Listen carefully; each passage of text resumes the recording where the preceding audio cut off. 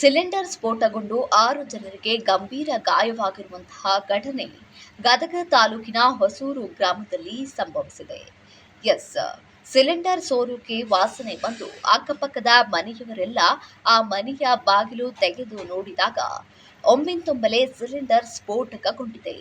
ಇನ್ನು ಈ ಸಿಲಿಂಡರ್ ಸ್ಫೋಟದಿಂದ ಮನೆಯ ಪೀಠೋಪಕರಣಗಳು ಸಂಪೂರ್ಣವಾಗಿ ಸುಟ್ಟು ಭಸ್ಮವಾಗಿದ್ದು 6 ಜನರು ಗಂಭೀರವಾಗಿ ಗಾಯಗೊಂಡಿದ್ದಾರೆ. ಇನ್ನು ಈ 6 ಜನರನ್ನ ಮಿಮ್ಸ್ ಆಸ್ಪತ್ರೆಗೆ ದಾಖಲಿಸಲಾಗಿದ್ದು ಚಿಕಿತ್ಸೆಯನ್ನ ಪಡೆದುಕೊಳ್ಳುತ್ತಿದ್ದಾರೆ. ಅಯ್ಯಯ್ಯೋ ಟಗರ್ ಕಿಟ್ಕೊಂಡು ಹೋಗೈತೆ ನೋಡಮ್ಮ. ಹಾಂ ಟಗರ್ ಕಿಟ್ಕೊಂಡು ಹೋಗೈತೆ ನೋಡ.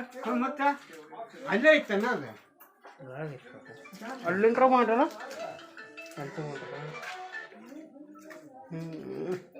ಹಲೋ, ಏನು ಮಾಡಕಟ್ಟಿರು? ಚಕ್ಲಿ ಏನು ಮಾಡಕಟ್ಟಾರ? ಹೌದು ಹ್ಞೂ ಸಿರಿ ಮಾಡಕೈತೆ. ಹೇಳ ಮಾಮ, ಸಿರಿ ಮಾಡೋದೈತೆ. ಕರ್ಚಿಕಾಯಿ ಮಾಡಕತ್ತಾರ ಅವ್ರ.